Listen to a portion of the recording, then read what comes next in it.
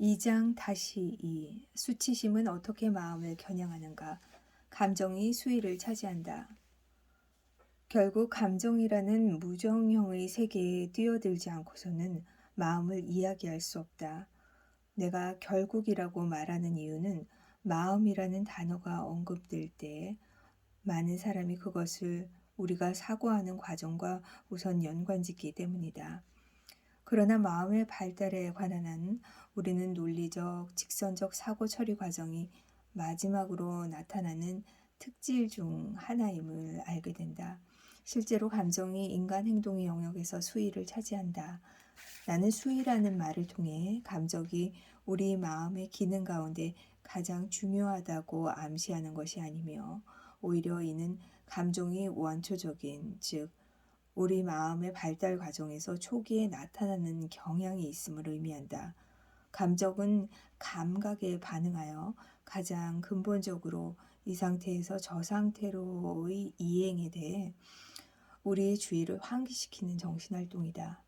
연구자들은 감정을 어떻게 특정 지을지에 대해 합의를 도출하지는 못했지만 감정이 뇌의 조직화에서 중심이 되는 에너지라는 데는 분명히 동의한다.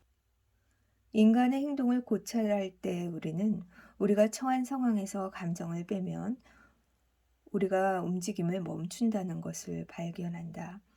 이모션이라는 단어의 어근은 라틴어 어근 어모션을 포함하는데 이것은 움직임에 선행한다는 뜻이다. 이는 어떤 감정이든 동력을 공급하여 인간의 움직임을 일으킨다는 것을 시사한다. 우리가 태어날 때부터 감정은 우리 존재의 주된 원동력이다. 주의가 마음의 시동을 거는 열쇠라면 감정은 탱크에 든 연료로서 기관차를 달리게 한다. 발달의 측면에서 감정은 인지보다 훨씬 더 이른 시기에 존재한다. 많은 연구자는 심지어 출생 전에도 감정이 존재하며 활동한다고 믿는다.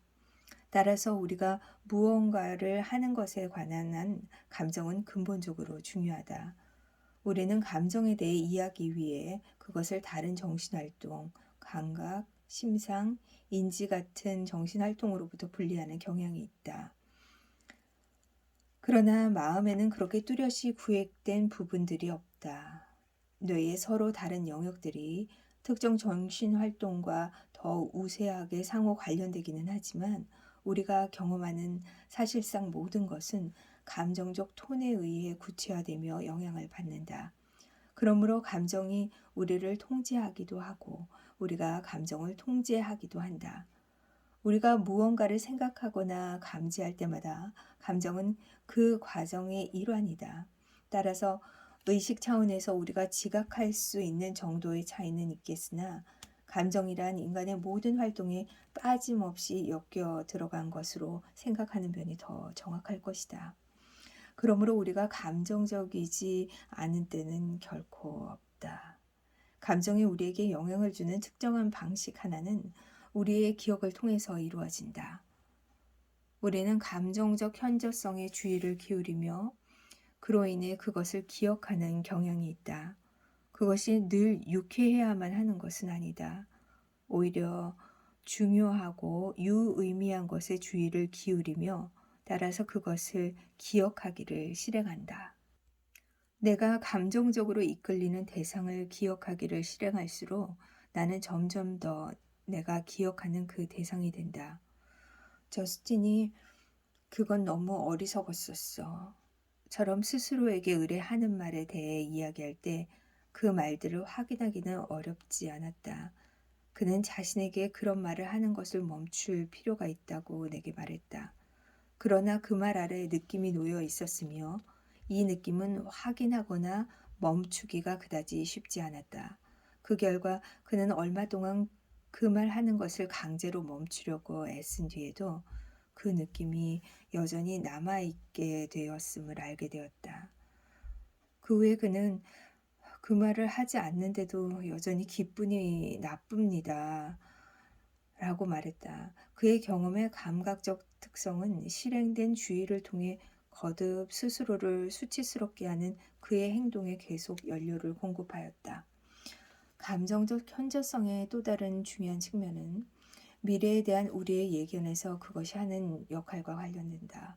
확실히 우리는 지금부터 5분 후든 5년 후든 우리의 상태를 상상할 때 소위 사건들에 대해 종합적으로 생각하지 않는다. 우리의 뇌가 예견하는 가장 두드러진 특징은 우리의 감정적 상태다. 예를 들어 내가 의사가 내 아이에게 무슨 진단을 내릴지 걱정할 때 나는 내 아이가 암에 걸렸을지도 모른다는 사실에 대해서만 걱정하는 것이 아니다. 오히려 내 마음은 내가 그 소식을 들을 때 받을 느낌을 예견한다. 게다가 나는 그저 깊은 슬픔의 느낌을 예견하는 것만이 아니다. 훨씬 더 중요한 것으로서 나는 그 느낌에서 벗어날 능력이 없음을 예견한다. 이를 자각하는 것은 대단히 중요하다. 하나의 감정으로서의 수치심은 우리가 예견하는 대상일 뿐만 아니라 바꿀 수 없다고 느끼는 대상이기 때문이다. 물론 실제로는 내 아이의 진단에 대해 슬픔을 느낄 미래에 나는 슬픔을 완화할 조치를 취할 것이다. 문제는 그 감정이 내 마음의 풍경을 너무 꽉 채워버려서 내가 미래에 느낄 것이라고 예견되는 바로부터 빠져나와 현재의 순간으로 내 주의를 돌리기가 어려워진다는 것이다. 현재의 순간에 주의를 기울이는 바로 그 행위가 내 주의를 수치심의 전반적인 경험으로부터 멀리 이동시키지만 내가 내 주의를 재조종하지 못하도록 하는 수치심의 힘은 실로 지극히 압도적일 수 있다. 그렇다면 감정은 우리의 일상생활 전체를 따라 흐르면서 다양한 대역폭의 경험을 낳는다. 우리는 서로 다른 이 느낌들을 수치심을 포함하여 기쁨, 슬픔, 분노, 놀라움, 실망 같은 말로 나타낸다. 이는 수치심에서 가장 원초적이고 강력한 요소이고 그것의 감정적 특성임을 시사한다. 수치심은 분명 우리에게 제공된 정보에 반응하여 생겨날 수 있으며 따라서 인지의 기원을 둔 것처럼 보이지만 수치심의 힘은 그것에 대해 우리가 느낌으로 체험한 경험에 놓여 있다. 이를 유념하는 것이 중요하다. 수치심과의 싸움에서 우리가 느끼는 바에 주의를 기울이지 않으면 우리가 알지 못하는 사이에 수치심이 자기가 원하는 대로 우리를 다루기가 쉽기 때문이다. 애착과 뇌. 애착은 우리들 각자가 안정되게 혹은 불안정하게 겪는 과정으로 그 애착에 의해 우리는 태어나면서부터 주요 양육자의 특정한 접근에 의하여 그들에게 연결된다. 이 연결은 우선 피부 대 피부 접촉을 통해 그리고 목소리의 음향과 어조, 눈맞춤, 신체의 언어를 통해 이루어지며 결국 아이가 언어를 기반으로 하는 소통을 이해하게 되면서 확고해진다. 엄밀히 말하면 애착은 미성숙한 유아의 뇌가 스스로를 조직화하고 통제하는 법을 배우기 위해 성숙한 성인의 뇌의 강점들에 접근하여 그것들을 활용하는 과정을 나타낸다. 우리의 주의, 기억, 감정, 그리고 마음의 다른 많은 기능을 통제하는 법을 배우는 최초의 수단은 또 다른 뇌에 의해 결정되며 어느 정도 이것이 우리의 전 생애 동안 계속된다. 우리의 인생 행로에서 건전한 애착은 우리의 성공에 지대한 영향을 미치며 우리가 성인기에 이르도록 계속 발전시키고 유지하는 관계들의 최종적 특성과 건전성에 가능한 영향을 준다. 그것은 우리가 타인과 작용하는 방식을 우리가 영유할 우정과 결혼의 유형을 형성하며 그런 후에는 우리가 자녀를 양육하는 방식에 영향을 줌으로써 그 순환을 강화한다. 모든 갓난아이는 자기를 찾는 누군가를 찾아 세상으로 들어온다.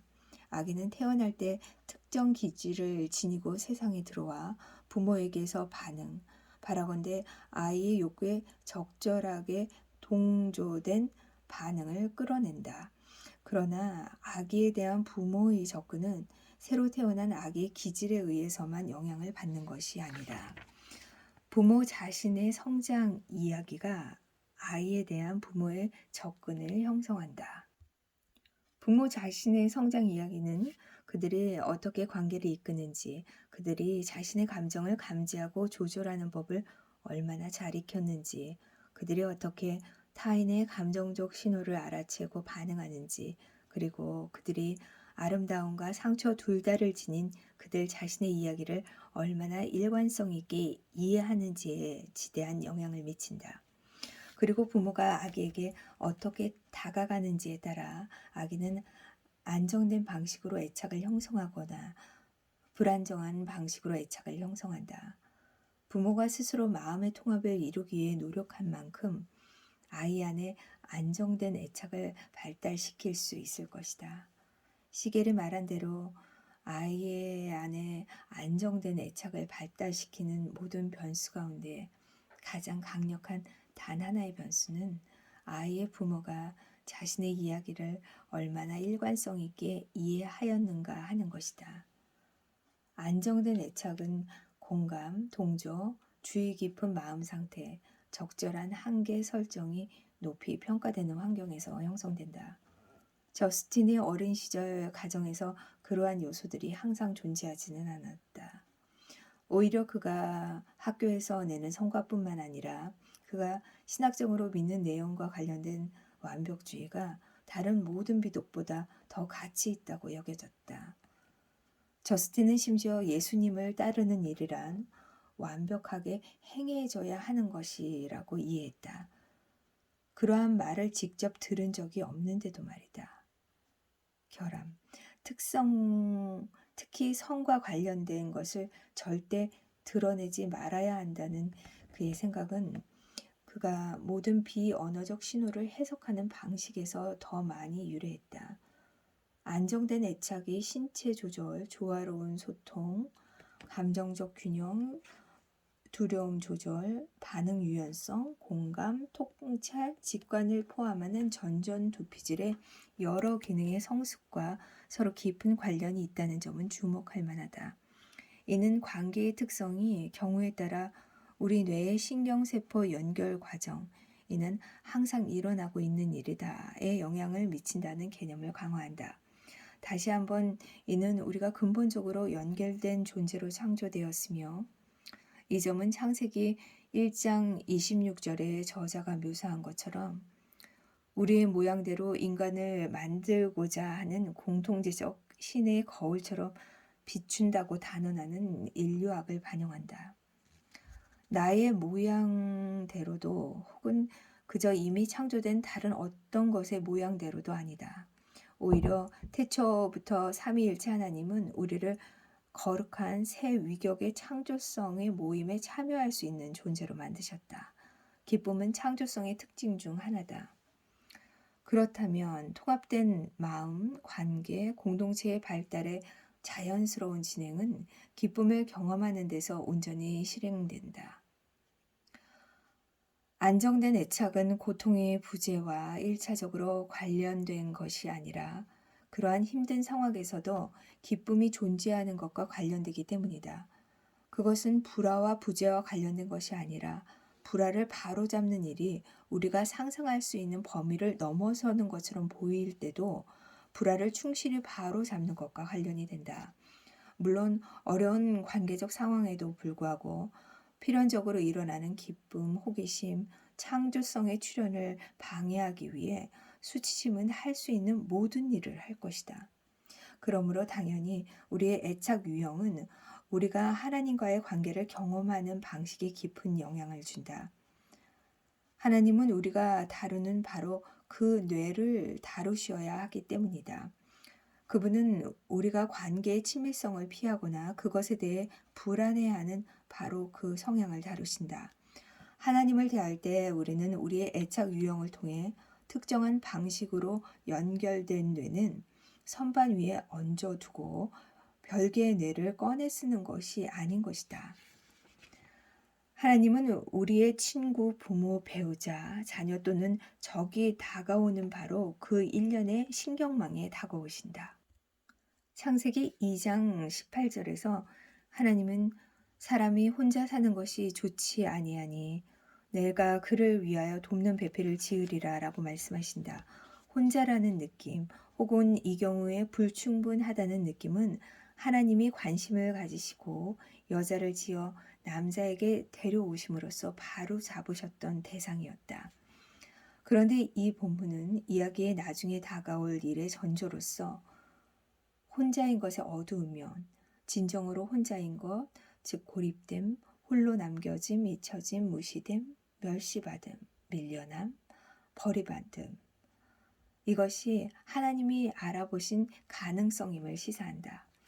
그리고 우리는 수치심이 우리 내면에 우리 사이에 가장 실질적으로는 우리와 하나님 사이에 혼자인 상태를 만들어낼 때 애착의 기제를 이용하는 일에 크게 전념한다는 것을 곧 보게 될 것이다.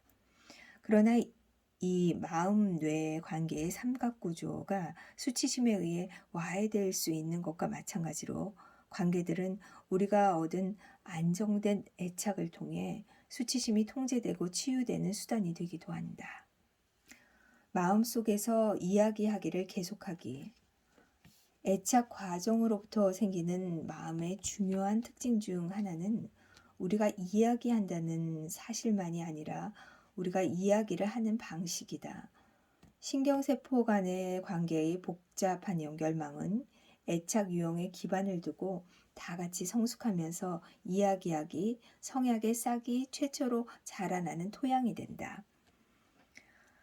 다른 사람들이 그런 것처럼 저스틴도 마찬가지였다. 생후 7개월부터 자신이 양육자들에게 단단히, 비록 안정적일 수도 불안정할 수도 있지만 애착되도록 하는 비언어적 신호에 대한 일련의 단순한 반응으로 시작되는 것이 결국에는 내가 자신과 우주에 관해 믿는 모든 것에 대해 말과 심상과 느낌을 통해 소리 없이 혹은 소리내어 스스로에게 하는 이야기 속에 등록된다. 아빠가 나를 사랑하시니 정말 기뻐. 그 애는 아무것도 이루지 못할 거야. 나는 데이브 매튜 음악이 정말 좋아. 술을 못 끊겠어. 그는 훌륭한 교사야. 저 이민자들은 나라를 망칠 거야. 예수님은 나를 사랑하셔. 하나님은 나한테 몹시 실망하신 게 틀림없어. 나는 기술자로 일하는 것이 정말 좋아. 그 여자는 내 감정에 개의치 않는군. 용서받게 되어 정말 감사해. 난 그다지 기쁘지 않아. 결혼 생활에 정말 만족해. 결혼 못할까봐 두려워. 난 섹스가 좋아. 난 섹스가 싫어. 난 왜 이렇게 어리석을까? 그 농담 정말 웃겼어. 이야기에는 끝이 없다. 우리는 이야기꾼이다. 선하고 아름다운 이야기를 하거나 듣기를 갈망한다. 그리고 이는 하나님의 의도의 반영이다. 우리는 우리의 이야기가 기쁨에 관한 것이기를 바란다. 그리고 그 이야기가 우리가 믿는 바를 반영하는 데 그치지 않고 우리가 어떤 존재인지, 우리가 어떤 존재가 되기를 갈망하는지를 반영하기를 간절히 바란다. 그러나 마음의 활동에 너무도 많은 부분이 그리고 이야기를 하는 우리의 방식이 생각과 더불어 감각, 심상, 느낌에 깊이 잠긴 채로 의식의 레이더가 미치지 못하는 곳에서 행해지고 있음을 기억하라. 그렇지만 수치심은 하나님의 이야기를 왜곡하고 다른 내러티브를 제시하기 위해 마음의 모든 요소를 오염시키기를 간절히 원한다. 이제 우리는 수치심이 우리 마음 안에서 그리고 마음들 사이에서 작용하여 창조 세계를 와해시키는 악의 매개체로서의 역할을 다하는 방식의 명확한 특성을 탐구하려고 한다. 그렇게 하면서 우리는 먼저 하나님의 창조적 목적의 특징을 접하게 될 것이다. 비록 우리가 쉽게 기억하는 바는 아니지만 그 특징은 우리를 희망과 미래가 있는 사람들로 구별 지어준다.